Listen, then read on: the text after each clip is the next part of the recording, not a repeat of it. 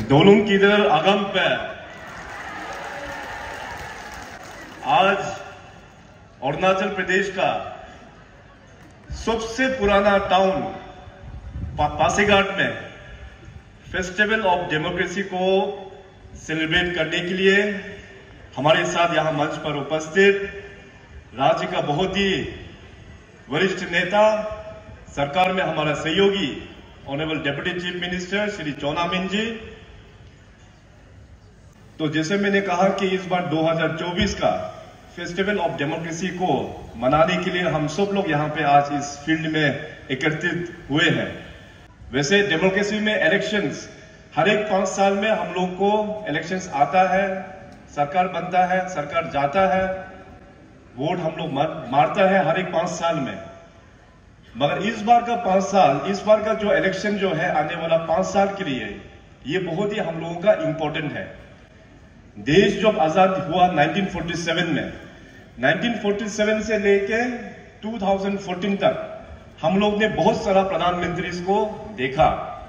राज्य में भी कई सारा पॉलिटिकल पार्टीज को हम लोग ने देखा, कई सारा मुख्यमंत्री को भी हम लोग ने देखा। मगर जिस प्रकार से 2014 में माननीय नरेंद्र मोदी जी ने इस देश का कमान संभाला प्रधानमंत्री जी के रूप में, तब से लेके अभी तक जो देश का जो छवि बदला है, इट इज हिस्टोरिक। पुराना भारत में, पुराना इंडिया में आप सब लोग जानते हैं कि हमारा विश्व में, दुनिया में अपने देश का क्या इज्जत था। बाहर की दुनिया में, बाहर के कंट्रीज में अपने देश का कुछ भी इज्जत नहीं था। मगर आज देखिए, माननीय प्रधानमंत्री अपना मोदी साहब जो विदेश में जो टूर के लिए जाते हैं, तो उनका स्वागत के लिए पूरा रेड कार्पेट से स्वागत किया जाता है सभी डेवलप्ड कंट्रीज में। तो इसको देख के हम देशवासियों को बड़ा ही गर्व महसूस होता है। देश का पूरा छवि, देश का पहचान पूरा नरेंद्र मोदी साहब ने बदल दिया है। और यही नहीं, बल्कि अपने नॉर्थ ईस्ट का छवि बदला है तो माननीय प्रधानमंत्री श्री नरेंद्र मोदी जी ने बदला है। आप सब लोग जानते हैं कि पहले पुराना नॉर्थ ईस्ट का पहचान किस प्रकार से हम लोगों का पहचान हुआ करता था।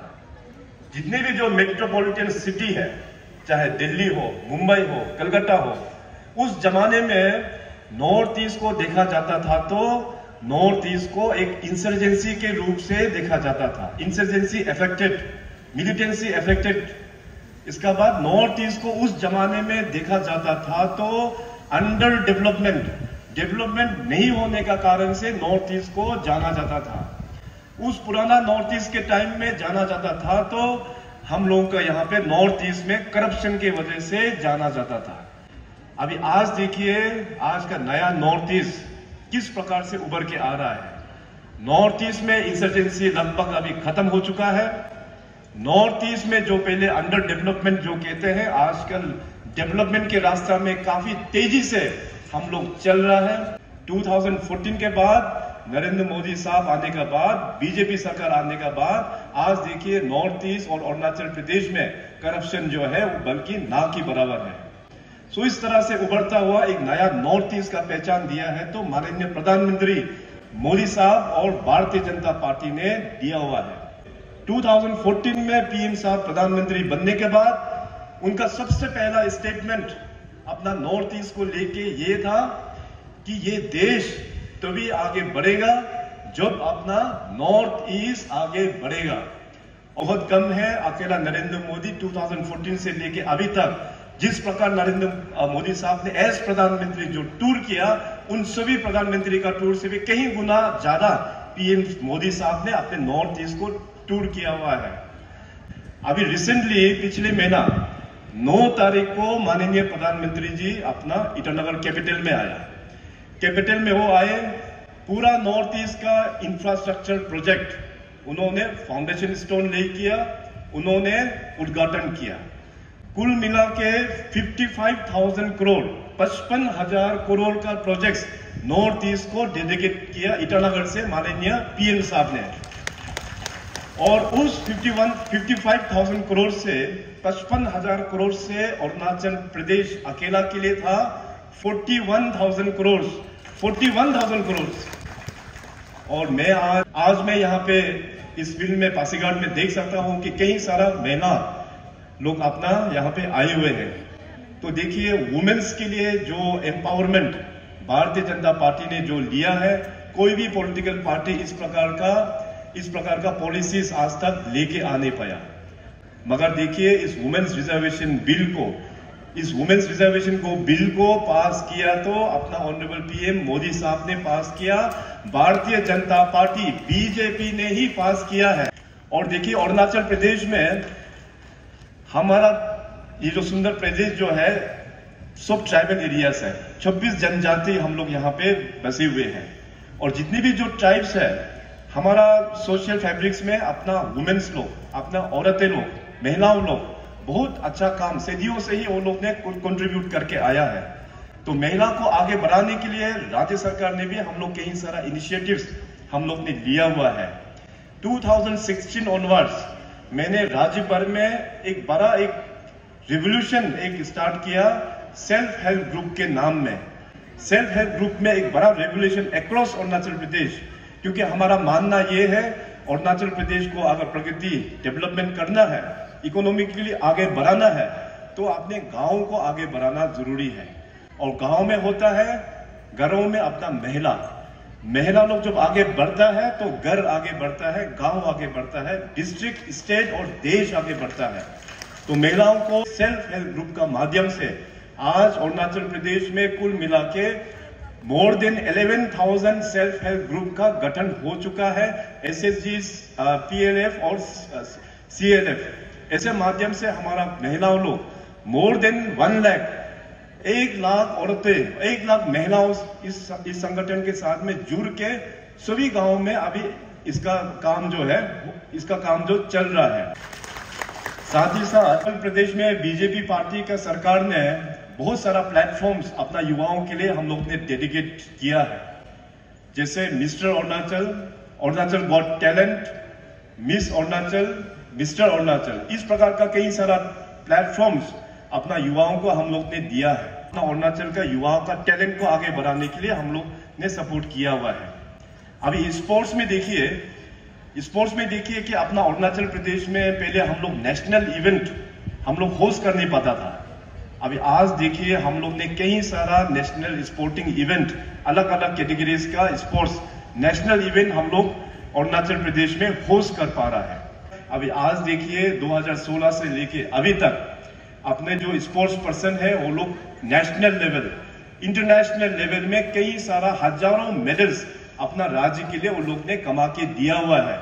खास करके हमारा एग्रीकल्चर और हॉर्टिकल्चर सेक्टर में तो माननीय प्रधानमंत्री जी ने कोविड के टाइम पर देश को एक संकल्प, एक रास्ता दिखाया कि अपना देश को आत्मनिर्भर के रूप में उभर के आना है। उसी प्रकार से अरुणाचल प्रदेश में भी हम लोग ने पूरा कोशिश कर रहा है कि अरुणाचल प्रदेश भी एक आत्मनिर्भर का हिसाब से हम लोगों को उभर के आना है। सो इस आत्मनिर्भर को आगे लेके जाने के लिए जितने भी जो हमारा किसान, हमारा युवाओं लोग हैं, उन लोगों के लिए कई सारा स्कीम्स का हम लोग ने डिजाइन किया, जैसे कि आत्मनिर्भर कृषि योजना, आत्मनिर्भर बागवानी योजना, आत्मनिर्भर प्लांटेशन योजना, आत्मनिर्भर पशुपालन योजना, चीफ मिनिस्टर्स व्हाइट रेवोल्यूशन, इस प्रकार का कई सारा स्कीम्स, दीनदयाल उपाध्याय स्वावलंबन योजना, मुख्यमंत्री पर्यटन विकास योजना, इस प्रकार का कई सारा स्कीम्स हम लोग ने डिजाइन किया हुआ है। और अपना बिजनेस में भी स्टार्टअप को लेते हुए बहुत अच्छा टैलेंटेड अरुणाचल का युवा लोग काम कर रहा है। उन लोगों का स्टार्टअप को बढ़ाने के लिए हम लोग ने 2020 में एक इंक्यूबेशन सेंटर हम लोग ने ईटानगर में शुरुआत किया, जिसका मेंटरशिप कर रहा है IIM कलकत्ता। मेरा पर्सनली अभी तक ये मानना है कि सबसे बड़ा रिफॉर्म्स तो मैं अभी तक भी स्टाफ सिलेक्शन बोर्ड को ही मैं सबसे बड़ा रिफॉर्म अपना टेन्योर में जो अपना युवाओं के लिए हमने जो डेडिकेट किया, उसको मैं अभी तक भी सबसे बड़ा रिफॉर्म मानता हूँ। पहले का सरकारों में किस प्रकार से आप सबको पता है कि नौकरी दिया जाता था। उस वक्त में मैं किसी भी पॉलिटिकल लीडर्स को हम ब्लेम नहीं करता, क्योंकि उस वक्त में सिस्टम नहीं था। सिस्टम नहीं होने का कारण से हमारे जो युवाओं लोग, खास करके गरीब फैमिली, जो माता पिता जो हमेशा मेहनत करते हैं, लेबर का काम करते हैं, वो लोग किसान बन के काम करते हैं, उनका इनकम को अपना बच्चों के ऊपर में इन्वेस्टमेंट करके स्कूल पढ़ाते हैं, कॉलेज पढ़ाते हैं। ये एक आशा लेके कि अपने बच्चों भी बाद में जाके सरकारी नौकरी कर पाएंगे। मगर पुराना सिस्टम में ऐसे कुछ भी मैकेनिज्म नहीं था उन लोगों के लिए। पुराना सिस्टम में तो जिसका दबदबा है उन्हीं लोगों को ही नौकरी मिलता था। तो अपना बीजेपी सरकार आने के बाद तुरंत हमने फैसला लिया कि ये जो प्रैक्टिस चल रहा है अरुणाचल का फ्यूचर के लिए ये बड़ा खतरनाक है, हमारा युवाओं के लिए ये बड़ा डेंजर है। सो तुरंत उस पुराना सिस्टम को हमने हटाया और स्टाफ सिलेक्शन बोर्ड का हमने गठन किया। आज देखिए स्टाफ सिलेक्शन बोर्ड जो ISO सर्टिफाइड एक ऑर्गेनाइजेशन बन चुका है, उसका माध्यम से आज ट्रांसपेरेंसी एंड क्लीन रिक्रूटमेंट के आधार पर पूरे अरुणाचल प्रदेश में ग्रुप CD का रिक्रूटमेंट बहुत ट्रांसपेरेंट वे से हो रहा है। तो ये हमारा आने वाला अरुणाचल के लिए, भविष्य के लिए बहुत अच्छा है। आज से 5 फॉर्म जो किया है वो है public service commission. Public service commission में भी हमने पहले देखा कि अपना अरुणाचल प्रदेश के युवा लोग पढ़ाई लिखाई तो काफी करता है, मगर UPSC में वहां पे एग्जाम क्रैक करके अपना लोग निकाल नहीं पा रहा है। तो मैंने प्रश्न किया कि ऐसा क्यों हो रहा है अरुणाचल में? बाकी नॉर्थ ईस्ट के लोग UPSC एग्जाम में IAS मिलता, IPS, IRS, IFS बहुत सारा पोस्ट उन लोगों को मिलता है, अरुणाचल के युवा लोगों को क्यों नहीं मिल रहा है? तो बाद में पता चला कि जो सिलेबस पब्लिक सर्विस कमीशन के लिए जो सिलेबस है वो अलग है, UPSC के लिए जो सिलेबस था वो टोटली अलग है। तो आपने जो युवाओं को 2 एग्जाम प्रिपेयर करना पड़ता था, UPSC के लिए अलग कोचिंग लो और पब्लिक APCS के लिए अलग कोचिंग। तो सिलेबस को हमने पूरा C सेट करके UPSC पैटर्न में उसको एक साथ बना के दे दिया। तब से लेके आप लोग देख सकते हैं कि हर एक साल अरुणाचल से कोई ना कोई IPS या IAS, IRS इस तरह से अपने युवाओं को भी अभी वहां अपॉर्चुनिटी मिल रहा है। पब्लिक सर्विस कमीशन में बहुत ही अनफॉर्चुनेट इंसिडेंट हुआ है पिछले करीबन 1 साल कुछ हो गया, जिसमें पेपर लीकेज या पेपर सेलिंग का मैटर को लेते हुए तो जैसे खबर आया हम लोग ने कड़ी से कड़ी एक्शन इसमें हम लोग ने इसको करके जितने भी जो लोग इन्वॉल्व है वो कानूनी के मुताबिक उसको सजा भी अभी उन लोगों को दिया गया है। CBI को लेके आया, इवन ED को भी लेके आया, इसका जांच पड़ताल अभी भी चल रहा है। तो आने वाला दिनों में आप सभी को सरकार की ओर से हमने जो कमिटमेंट दिया था कि पब्लिक सर्विस कमीशन जो है एक ऑटोनोमस बॉडी है, ऑटोनोमस बॉडी है, इसलिए पुराना वाला जो जितने भी जो चेयरमैन से लेके मेंबर और पूरा ऑफिसर्स को अभी पूरा चेंज हो चुका है। पब्लिक सर्विस कमीशन अभी चेयरमैन और मेंबर्स का पूरा गठन भी हो गया है, ऑफिसर्स का भी पूरा अपॉइंटमेंट भी पूरा हो चुका है। अरुणाचल प्रदेश में हमने जुडिशरी सिस्टम को भी काफी स्ट्रेंथनिंग करके दिया हुआ है। जो मैं सबसे पहले जिक्र किया कि अरुणाचल प्रदेश का अपना ओल्डेस्ट जो टाउन पासीघाट 1911 में ये स्थापना किया गया है। रेलवे का लाइन भी पासीघाट तक टेंडर हो चुका है, काम भी चल रहा है और इस रेलवे लाइन को फिर आगे लेके जाएंगे हम लोग पूरा परशुराम कुंड तक। कि अरुणाचल यूनिवर्सिटी कागजों में तो बहुत साल पहले कांग्रेस सरकार ने बना के रखा था, मगर फिजिकली ग्राउंड में वो लोग रोल आउट नहीं किया। कागज में तो मैं भी अच्छा खासा पॉलिसी बना के रखूंगा, मगर चैलेंज ये है कि आप ग्राउंड में कैसे रोल आउट करते हैं। राज्य का पहला state own university Arunachal university हम लोग ने पासीघाट में इस्टेब्लिश कर दिया। लास्ट ईयर से इसका कोर्सेज भी स्टार्ट हो गया है। नॉर्थ ईस्ट में आप लोग देखिए स्मार्ट सिटी प्रोजेक्ट, 2 प्रोजेक्ट कहाँ है? अरुणाचल को छोड़ के और कहीं भी नहीं है, क्योंकि स्मार्ट सिटी का जो प्रोजेक्ट कंसीव किया भारत सरकार में, ये फैसला था कि केवल हर एक राज्य में एक स्मार्ट सिटी दिया जाएगा। मगर अरुणाचल के लिए नरेंद्र मोदी साहब का सॉफ्ट कॉर्नर, बीजेपी पार्टी का सॉफ्ट कॉर्नर को देखते हुए अरुणाचल में 2 स्मार्ट सिटी दिया, एक ईटानगर कैपिटल में और दूसरा अपना पासीघाट में। तो आज देखिए यहाँ पे DCM साहब और हम लोग ने तय किया कि अरुणाचल प्रदेश का प्लानिंग डिपार्टमेंट को बड़ा एक रिफॉर्मेशन हम लोग लेके आएगा और उसके लिए अभी देखिए नरेंद्र मोदी साहब का जो कंट्रीब्यूशन है, उसको अनमैच्ड कंट्रीब्यूशन पीएम साहब मोदी ने हम अरुणाचल के वासियों को दिया हुआ है। इसलिए अभी टाइम आ गया 2024 कि माननीय पीएम मोदी साहब को पूरे अरुणाचल का जनता उनको धन्यवाद प्रकट करने के लिए हम लोग अभी डायरेक्टली मोदी साहब को वोट तो दे नहीं सकता।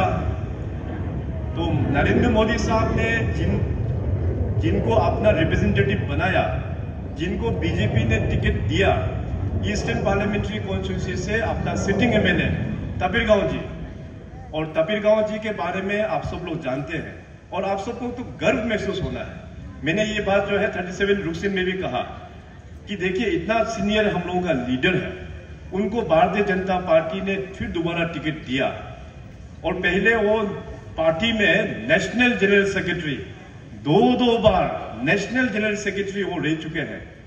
नेशनल जनरल सेक्रेटरी बनना ये मामूली बात नहीं होता है। उस पोजीशन में बैठने का बाद अभी आज देखिए तपीर गांव जी का जो कॉन्टैक्ट वहां पे माननीय प्राइम मिनिस्टर साहब के साथ में, वहां पे यूनियन कैबिनेट मिनिस्टर्स, जितने भी जो सीनियर यूनियन कैबिनेट मिनिस्टर्स, उनके साथ में डायरेक्ट कनेक्ट, इनको बहुत अच्छा से वो लोग प्यार करते हैं और इनके साथ जो दिल्ली में जो लिंक है बहुत ही अच्छा लिंक है। मुझे काफी खुशी महसूस होता है कि मैं ऐसे मुख्यमंत्री राज्य में बैठा हूं और हमारा दो सीनियर, एक अपना तपीर गांव साहब हो गया और एक किरण जी, तो अरुणाचल में बैठकर हमको दिल्ली जाने का कोई भी आवश्यक नहीं है। अरुणाचल से बड़े बड़े स्कीम जो भी हम यहाँ से प्लानिंग करके हम यहाँ से रिकमेंड करते हैं, व्हाट्सएप में मैं तपीर गांव जी को बोल देता हूं कि आप थोड़ा फॉलो अप करना। दिल्ली में बैठ के तपीर गांव जी ऑफिस में जाके मिनिस्टर्स को मिलकर तब जाके अरुणाचल के लिए अपना ईस्टर्न पार्लियामेंट्री क्षेत्र के लिए, चाहे वो रोड का प्रोजेक्ट हो, चाहे वो रेलवे का प्रोजेक्ट हो, चाहे वो एयरपोर्ट का प्रोजेक्ट हो, कई बड़ा प्रोजेक्ट्स वो उनका माध्यम से सैंक्शन करके आता है। सो इसीलिए ये जो मौका जो दिया है और खास करके अपना सियांग बेल्ट में, अपना आदि बेल्ट में, अपना ईस्ट सियांग में, तो ये हम सबके लिए एक गर्व का बात है कि अपना यहीं से ईस्ट सियांग डिस्ट्रिक्ट से एक बीजेपी ने दोबारा फिर तपीर गांव जी को टिकट दिया। तपीर गांव जी को पूरा थंपिंग मेजोरिटी से जिताना हम सभी का काम है। हम सब भारतीय जनता पार्टी के कार्यकर्ता, हम सभी ईस्ट सियांग डिस्ट्रिक्ट के वोटर्स, आप सभी का काम है। जो भी भारतीय जनता पार्टी का उम्मीदवार है, अपना 37 पासीघाट वेस्ट से है अपना निनोंग इरिंग जी, बीजेपी पार्टी का उम्मीदवार है और अपना नरेंद्र मोदी जी का ही उम्मीदवार है। अभी गलती से 60 असेंबली सीट्स है अरुणाचल में। 60 असेंबली सीट्स में अगर गलती से नॉन बीजेपी एमएलए एक दो अगर जीत भी जाता है, एक दो एमएलए अगर जीत भी जाता है नॉन बीजेपी पार्टी का, उसको बीजेपी पार्टी में ज्वाइनिंग का टोटली बंद है। वो आके ज्वाइन कर नहीं सकता। बीजेपी जो है बड़ा दिल का पार्टी है, एक बड़ा गर्व है, इसमें फिर हम लोग स्वागत करेंगे। 17 तारीख 5 बजे का बाद फिर बीजेपी का गेट जो है वो पूरा का पूरा बंद हो जाएगा। तो गेट बंद हो जाएगा, फिर अपने लोग बाहर रह जाएंगे। बाहर रहेंगे तो 5 साल जो बेनिफिट ठीक ठाक मिलना था वो शायद छूट जाएंगे, तो अपना ही लोगों का नुकसान है। इसलिए मैं आज हाथ जोड़ के मैं अभिनंदन करता हूं, मैं साथ साथ रिक्वेस्ट, मैं ये आग्रह करता हूं कि वापस अपने घर में आ जाइए। एनसीपी का बोलिए, एनपीपी का बोलो, कांग्रेस का बोलो, पीपीए का बोलो, सरकार तो भारतीय जनता पार्टी का ही बनने वाला है। ये अरुणाचल प्रदेश का जनता ने तय करके रखा हुआ है। तो मैंने कहा देश में जनता ने पूरा मन बना लिया है कि एक बार फिर मोदी सरकार, और इस बार 400 पार पूरा तय हो चुका है। देश में भारतीय जनता पार्टी का सरकार आने वाला है। नरेंद्र भाई मोदी वहां पे प्रधानमंत्री बनने के लिए पूरा तय है। ये हम लोग को तय, माननीय पीएम साहब ने इस देश को एक नया संकल्प दिया है। जो 2047 में जो देश 100 इयर्स अपना आजादी का जश्न मनाएंगे, when the country will be celebrating 100 years of independence, उस वक्त में अपना अरुणाचल प्रदेश भी 2047 में नेमिंग ऑफ अरुणाचल प्रदेश का 75 इयर्स हम लोग सेलिब्रेट करेंगे। सो बीजेपी पार्टी जो है एक लंबा समय तक बैठने वाला है इस देश में और इस राज्य में। हम लोग 5 साल 10 साल के लिए बात नहीं कर रहा है, हम लोग बात कर रहा है 2047। तो मानता हूं कि हमारा 37 वेस्ट में और 39 मेबो में वहां में डेवलपमेंट थोड़ा बहुत कम हुआ है। कम इसलिए हुआ क्योंकि उस वक्त में दोनों विधायक जो है कांग्रेस में फंस के बैठा था, इसलिए मैं भी दिल खोल के मैं मदद कर नहीं पाया, क्योंकि उसमें टेक्निकल प्रॉब्लम होता है। जिस प्रकार से यहाँ पे हमने 38 कॉन्स्टिट्यूंसी को जो मदद किया पिछले 5 सालों में, उस प्रकार से हम मदद कर नहीं पाया, क्योंकि अलग पार्टी में वो लोग रह गया था। मगर अभी साथ में आ गया, चाहे वो 37, 38, 39, इस डिस्ट्रिक्ट को भारतीय जनता पार्टी की ओर से हम लोग अच्छा डेवलपमेंट करेंगे और भी इंफ्रास्ट्रक्चर, अच्छा इंफ्रास्ट्रक्चर अपने यहाँ बनाएंगे। और पासीघाट तो अपना ओल्डेस्ट टाउन है, इस पासीघाट को और भी हमको इसको और भी डेवलपमेंट करना ये हम सबका जिम्मेदारी है। तो देखिए, पार्टी की ओर से मैं आज पूरा रिस्पॉन्सिबिलिटी मैं लेता हूँ। तो मेरा आज यहाँ आने का मकसद भी वही है कि हमारा तीनों जो बीजेपी कैंडिडेट हैं, कालिंग मोयोंग जी, निनोंग इरिंग जी और लोम्बो तायिंग जी, और साथ ही साथ हमारा ईस्टर्न पार्लियामेंट्री कॉन्स्टिट्यूंसी के बीजेपी के उम्मीदवार सीनियर लीडर अपना तपिरगांव जी, इन चारों को जिताना अभी हम सब आप सभी का ड्यूटी बनता है। आप सब लोग जिताएंगे? थोड़ा जोर से बोलिए, थोड़ा भूख लग गया लगता है। जिताएंगे? देखिए, आपका मुख्यमंत्री जो है, आप लोग पक्का जिताएंगे तीनों हमारा बीजेपी उम्मीदवार को? आप लोग जब तक ठीक से नहीं बोलेगा मैं आज माइक छोड़ने वाला नहीं हूं भाई। जिताएंगे ना? पक्का वादा? देखो भाई, एक हाथ से दो, एक हाथ से लो, ठीक है? बिजनेस डील, बिजनेस, हाँ ठीक है, डील। एक हाथ से दो, एक हाथ से लो। आप लोग हमको तीनों विधायक बीजेपी में दे दीजिए, अपना सांसद बीजेपी में दे दीजिए। डेवलपमेंट देने का वादा बीजेपी का, ये हमारा कमिटमेंट। केंद्र सरकार का बहुत बड़ा योगदान है अपना अरुणाचल प्रदेश को डेवलपमेंट करने के लिए। आने वाला दिनों में और भी बड़ा काम अरुणाचल में होने वाला है। सो देखिए, फ्यूचर ऑफ अरुणाचल अपना युवाओं का है। युवाओं को ध्यान में रखते हुए, ताकि युवाओं का भविष्य अच्छा हो, उसको ध्यान रखते हुए मैं आप सबसे आग्रह करता हूं, अपना ईस्ट सियांग डिस्ट्रिक्ट के जितने भी हमारा सीनियर लीडर्स हैं, जितने भी हमारा सीनियर माता पिता और हमारे छोटे भाई बहन और जितने भी हमारा युवा दोस्त है, माय यंग फ्रेंड्स, इस दौरान को आप लोग गलती नहीं करना है। पूरा बीजेपी का साथ, बीजेपी का बटन दबा के यहाँ से अपना सांसद और तीनों विधायक आप लोग जिता के भेजिएगा।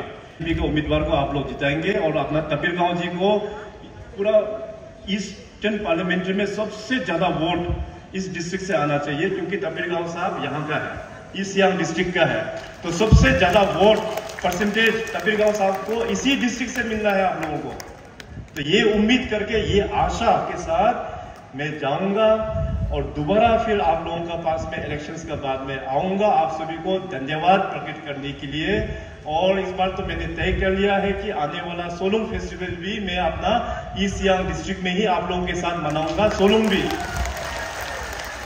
वो धन्यवाद, तकामेम आगाम पे, जय हिंद।